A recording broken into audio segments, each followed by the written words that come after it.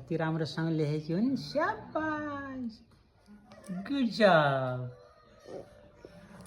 कति राम्रोसँग लेखेकी हुन्। हो त नि, कलम पनि कति राम्रोसँग समाती छन्। ए आमा नि, कति राम्रोसँग समातेकी हुन् कलम। बाबुले त अझै स्याबास। के लेखेकी हुन् नि बाबुले, के लेखेकी हुन्।